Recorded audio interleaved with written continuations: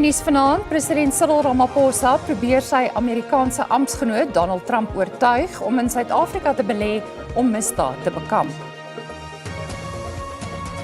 Die derde begroting van die minister van Finansies word gunstiger ontvang, hoewel daar steeds 'n tekort is. En inflasie bly bestendig onder die Reserwebank se teiken.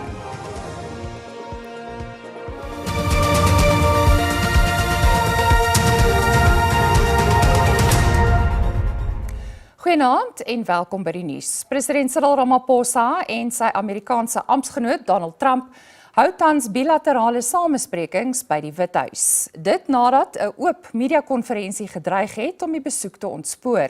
Die atmosfeer het drasties verander toe Trump 'n video van die EFF-leier Julius Malema gespeel het, waar hy die Kill the Boer lied sing. Trump het ook 'n foto gewys van die plaasmoordmonument. Ramaphosa het egter sy gevolg ingetrek om die persepsies te probeer besweer. Die minister van Landbou, John Steenhuisen, sakeman Johan Rupert en die golfspelers in die Els en Retief Goosen het ook vir die land in die bresse getree. Ramaphosa sê hy is in die VSA om beleggings te lok wat broodnodig is om die ekonomiese wiele te laat draai.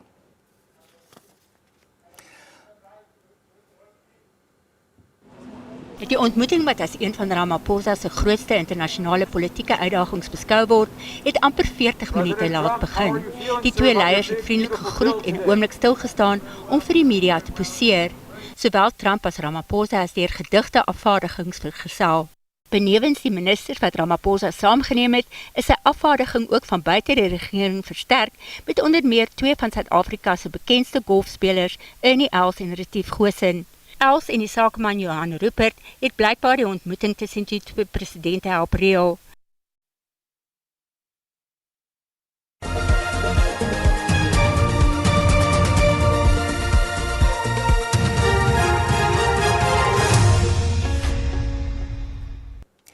In die Oos-Kaap is twee vroue in hegtenis geneem in verband met die ontvoering van twee vroeggebore babas uit die Dora Nginza Hospitaal in Gqeberha. Die babas van 2 en 4 dae oud het Dinsdag aand uit die kraamsaal verdwyn. 'n Sekuriteitswag sê die vroue het aangevoer dat hulle daar was om babas te borsvoed. Een van die vroue het die wag ontglip en op kringtelevisie beeldmateriaal word gesien hoe sy 'n ander uitgangsdeur gebruik. Die twee babas is met hulle ma's herenig, maar familielede het hulle ontsteltenis uitgespreek oor die verwaarlosing en swak toesighouding by die kraamsaal. In die Vrystaatse Hooggeregshof in Bloemfontein het 'n tweede staatsgetuie erken dat 'n 2 dae lange onderhoud wat in die VSA met beskuldigde nommer 17 Morwadi Cholota gevoer is, nie opgeneem is nie. In die binneverhoor van die 255 miljoen rand se asbestak-saak wil Cholota haar uitlewering onwettig verklaar en dat die hof nie jurisdiksie het om haar te verhoor nie. Die getuie sê hy kan ook nie onthou of hy ooit die toestel getoets het voor die onderhoud met Cholota nie. Hy sê dat sy nooit gedwing is om die vinger te wys na die voormalige Vrystaatse premier Ys Magashule nie.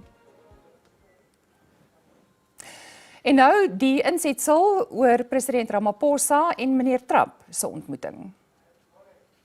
President Ramaphosa, and he is a man who is certainly in some circles really respected, other circles a little bit less respected, like all of us in all fairness, like all of us. We all like that. I'd like to thank you for allowing your people to start discussions with us at the trade level. I mean, we are essentially here to reset the relationship between the United States and South Africa.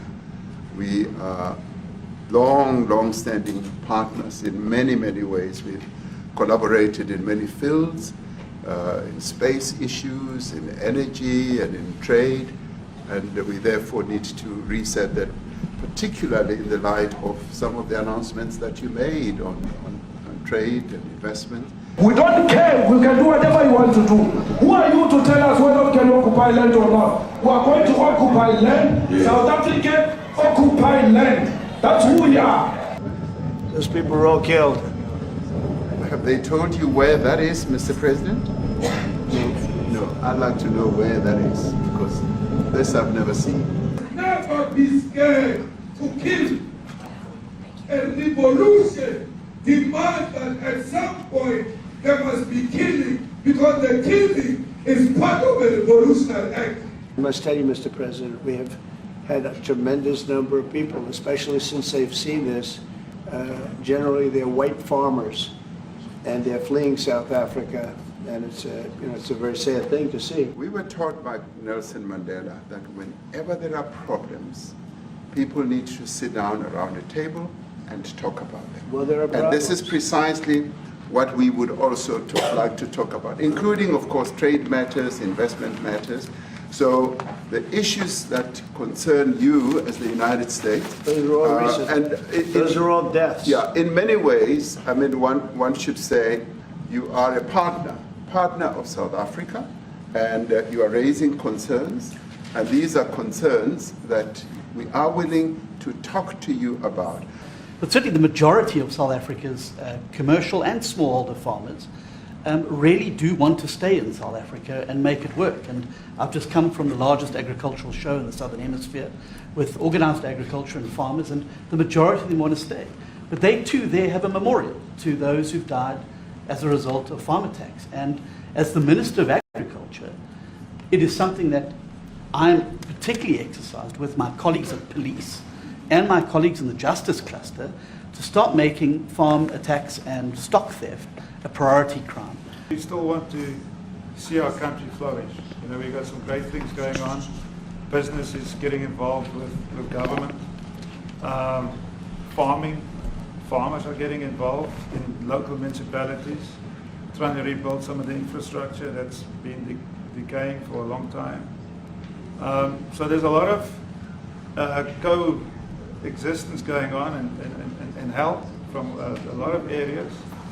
But I feel we need the US to push this thing through. It's not only white farmers, it's across the board. And we need technological help. We need Starlink at every little police station. We need drones. I actually got drones donated for the peace parks to stop elephant and rhino poaching. The main real reason for being here is to foster trade and investment so that we are able to grow our economy with your support, and so that we are also able to address all these societal problems, because criminality thrives when people are unemployed, when they have no other hope to eke out a living. So that is what we need to resolve, and your support, your partnership with us is what is really going to give us a strong capability to move forward. Net hierna bring ons jou 'n opsomming oor die nasionale begroting wat vir 'n derde keer voorgelê is. Bly by ons.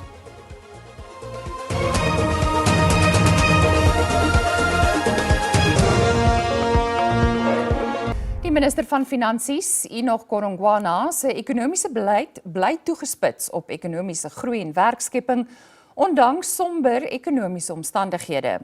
Die handelsoorlog, logistieke probleme en politieke onsekerheid in Suid-Afrika en hoë leenkoste bedreig ekonomiese groei. Suid-Afrika se ekonomiese groei vooruitsig is in Maart geraam op 1,9% en is sedertdien verlaag tot 1,4%. Die derde begrotingsrede is gelewer te midde van binnelandse onsekerheid en wêreldwye onvoorspelbaarheid. Volgens die tesourie bevat die begroting laer verwagte belastinginkomste weens die omkeer van die beoogde verhoging van belasting op toegevoegde waarde of BTW. Met bykans 62 miljard rand minder inkomste is voorgestelde besteding ook laer. As hupstoot vir belastinginvordering word die brandstofheffing verhoog en belastinggleuwe word nie aangepas vir inflasie nie. Die moontlikheid is geopper dat besnoeiings van miljarde rande reeds geïdentifiseer is by staatsdepartemente en programme wat swak presteer. Die begroting vereis dat 'n bykomende 588 miljard rand geleen word die geldjaar.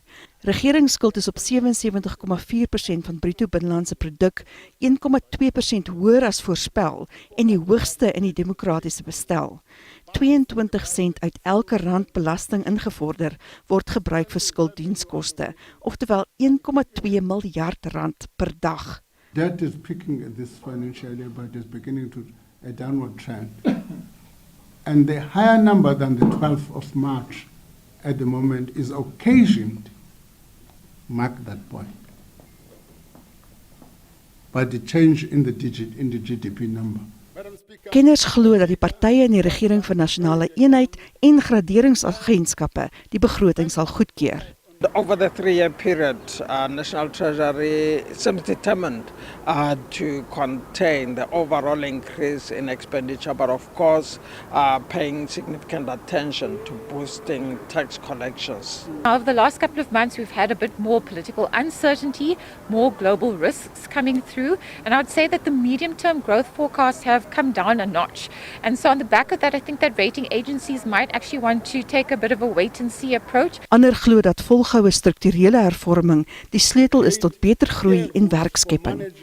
Die regering het baie pragmatiese besluite hier geneem. Dit was 'n baie moeilike situasie. Hulle het negatiewe skokke gehad, maar hulle het op 'n baie sinvolle manier hierop gereageer. Hulle is steeds daartoe verbind om op die langer termyn ons fiskale huis in orde te kry, om dit binne beheer te kry en seker te maak dat ons skuldvlakke nie begin spiraal nie. En dit is ongelukkig 'n moeilike pad.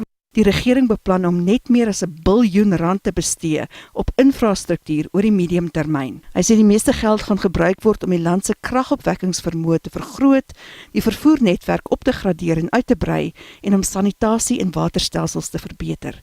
Die regering sê ook dat hy dit makliker gaan maak vir die privaat sektor om te belê in infrastruktuur en ook die nodige aansporing gaan bied as hupstoot vir infrastruktuurbelegging.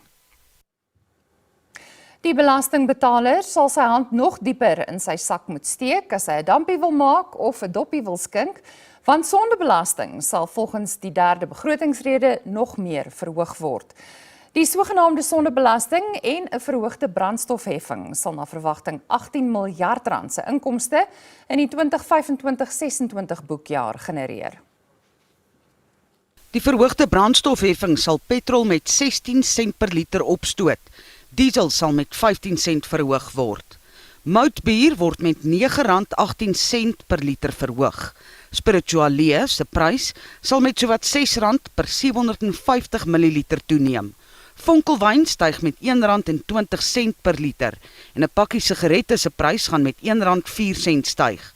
Pyptabak sal met 50 sent per 25 gram styg. The budget proposes an inflation-linked increase to the general fuel levy. For the 2025-26 fiscal year, this will only new tax proposal that I'm announcing. This is the first fuel levy increase in 3 years. It means from the 4th of June this year, the general fuel levy will increase by 16 cents per litre and 15 cents per litre of diesel. Unfortunately, this tax measure alone will not close the fiscal gap over the medium term. The 2026 budget, therefore, need to propose new tax measures. I repeat, the 2026 budget will therefore need to propose new tax measures aimed at raising 20 billion rand. Die begroting het gemengde reaksie van politieke partye ontlok. We're happy with the fact that a lot of money is going into infrastructure development and job-creating infrastructure projects. That's the second one. Capacitation of SARS is clearly underway. It's clearly going to be supported to ensure that the South African Revenue Services function optimally and help us with widening the revenue base. Several things that have been highlighted related to the employment of doctors, the employment of teachers, all of that is contained in the budget with very clear data that shows that in over the medium term, these are the types of things that are going to be done. Terwyl die belegging in infrastruktuur opgaan, is ons ook besig om 'n omvattende hersiening te doen van ons spandering van die regering se fondse En daai spandering hersiening is krities om nog fondse te ontlok, om te kan ontplooi op die dienste wat Suid-Afrikaners nodig het, soos nog dokters, nog verpleegsters, nog polisiemanne en nog onderwysers. En as ons hierdie goed kan regkry, as ons Suid-Afrikaners kan dien sonder om hulle belasting op te neem, is dit die tipe regering wat geleenthede skep en die tipe regering wat die DA kan trots wees om deel van te wees. This budget, it continues to punish the poor and nothing else. So there's nothing that's been delivered by this minister. We've requested the minister we actually submitted a motion of censure that this minister be removed because this South Africans cannot continue to have. This is an austerity budget because even where they said we were going to put so much, then worry, but we're no longer putting so much. If you check in the main, it's education, it's health, it's police, it's services that are directed to our people. They said they were going to increase the list of the zero rated. Now they came back and said they are no longer increasing the list of the zero rated. The good aspect is that the frontline services, education, health, and the social grants were maintained. More funding is going to infrastructure, which is going to generate job opportunities. Ons is in 'n krisis met 'n groter wordende begrotingstekort en al hoe meer staatsskuld, so daar is slegte goed wat ook gaan moet gebeur. Maar hierdie is die minste sleg van wat kan gebeur. Ons glo dat as koste-effektiewe besteding aan die dag gelê sal word, waar daar waarde vir geld verkry word en waar elke staatsakteur sy rol speel, sal dit nie nodig wees om in die toekoms belastings te verhoog nie en sal daar genoegsame besparings kan plaasvind. Wat van groot kommer is die feit dat ekonomiese groei nou heelwat laer is as wat in Februarie aangekondig is. Dis nou 1.4%. Dit beteken minder werkskepping, minder inkomstebelasting invordering en dit is 'n groot probleem. So aan die ander kant verwelkom ons die feit dat die BTW-verhoging is nou uit die weg geruim. Daar is nie 'n verhoging in persoonlike belasting of maatskappybelasting, maar daar is nou wel 'n verhoging in die brandstofheffing. Dit is sekerlik om die boeke te balanseer. Die struggle-veteraan en aktivis Dr. Ellen Boesak sê die burgerlike samelewing is vir dekades lank byna heeltemal onaktief, maar daar is positiewe tekens van 'n meer georganiseerde opwelling. Boesak was een van die sprekers by 'n mediakonferensie van 'n groep wat bestaan uit vakbonde en verskeie ander organisasies onder die vaandel van People Against Budget Cuts. Die koalisie het voorstelle gemaak oor hoe die regering meer belasting kan invorder sonder om druk op die werkersklas en armes te plaas. Boesak sê sonder 'n aktiewe burgerlike samelewing sal geen regering van enige iets oortuig word nie. Hy sê daar is doelgerigte pogings onderweg om verskeie organisasies, individue en groeperings te mobiliseer om 'n stem aan die massas te gee. Om mense op daai basis bymekaar te kry, weer 'n nie rassige koalisie op 'n ander manier, 'n samebinding van organisasies om te sê ons weet nou vir 30 jaar lank het ons gesien wat ons wou hê, waarvoor ons gestry en sommige doodgegaan het. Maar dit is nie wat ons voorgeveg het nie. Dit is die visie wat ons nou weer herroep, dat ons weer herlewe, wat ons weer vir die mense verhou. En dit is wat ons in gedagte het. En dit is daarop wat mense nou so baie positief begin reageer. As deel van die mobilisering sê die People Against Budget Cuts kollektief, die regering moet sy vizier op die superryke stel om belasting in te vorder. Nog 'n voorstel is om die Suid-Afrikaanse Inkomstediens se kapasiteit om belasting in te vorder te verbeter. Die vakbonde SAFTU en COSATU, die SAKP, Back to Work veldtog en Cry of the Excluded vorm deel van die koalisie. Mariska Botha, SAK nuus, Kaapstad. Die rand was vanmiddag bestendig teenoor die Amerikaanse dollar voor die lewering van die begrotingsrede. Data van Statistiek Suid-Afrika het ook getoon dat die verbruikersprysinflasie in April tot 2,8% gestyg het. Inflasie was 2,7% in Maart vanjaar. Inflasie vir voedsel en nie-alkoholiese drank het tot 4% gestyg, die hoogste jaarlikse koers sedert September 2024. Die styging was hoofsaaklik te wyte aan hoër vleispryse, veral vir beesvleisprodukte. Die prysindeks vir olies en vette het ook tussen Maart en April gestyg. Brandstofpryse het tussen Maart en April met 3,2% gedaal. Motoriste betaal nou 13,4% minder vir brandstof in vergelyking met 'n jaar gelede. Kom ons kyk hoe die markte kort gelede om 8uur vertoon het.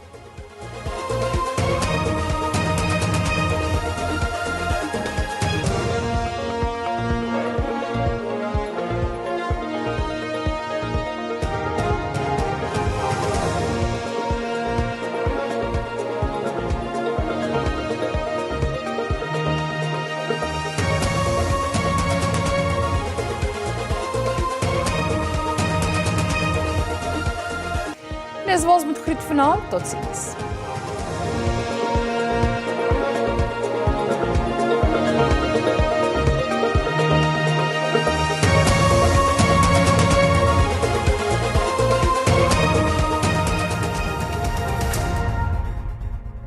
Goeienaand en hartlik welkom vanuit Johannesburg. Hier waai 'n ysige wind. Die koue front het die land verlaat en vanaand verwag ons 'n ligte kans vir reën oor 'n gedeelte van die Wes-Kaap en dan ook 30% kans vir reën en dit is langs die kuslyn van KwaZulu-Natal en dan 'n baie sterk wind al langs die kuslyn van Suid-Afrika, mooi weer oor die binneland.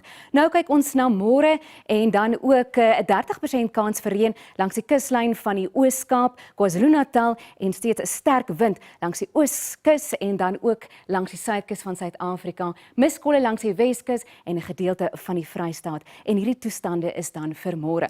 Nou kyk ons na waarskuwings wat uitgereik is. Stormwind, hoë duinings wat kan voorkom al langs die kuslyn van Suid-Afrika en dit is dan vir vanaand en dan steeds dan ook vir môre. Stormwind en hoë duinings wat kan voorkom langs die Suidkus van die land sowel as die Ooskus en dit strek oor hierdie gedeeltes van Suid-Afrika en dan ook oor Durban en al hierdie gebiede wat daardeur geraak word.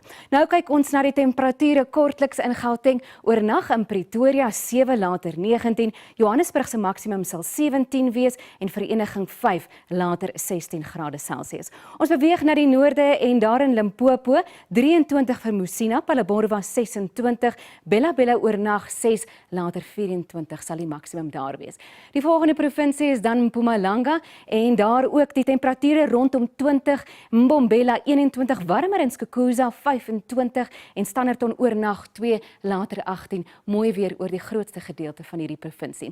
Nou is ons in KwaZulu-Natal en in Durban 21 wat die maksimum sal wees, Kokstad gedeeltelik bewolk daar 4 later 14.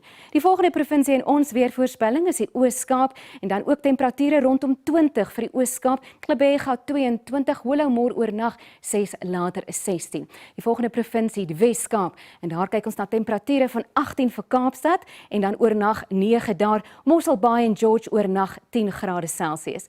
In die Noord-Kaap, Sutherland baie koud, yskoud in Sutherland oornag -3 later 14 en dan die maksimum vir die aarde is 16 grade Celsius. Terug in die binneland en nou in die Vrystaat waar dit slegs 1 grade Celsius sal wees in Ficksburg en Bethlehem. Die maksimum vir Ficksburg is 16 grade Celsius môre en die laaste provinsie is Noordwes, ook koud oornag 3 in Ottosdal. Swaziland se minimum is 4 grade Celsius en dan die maksimum vir Taung 17 en dit is aan al van die weersentrum. Goeienaand.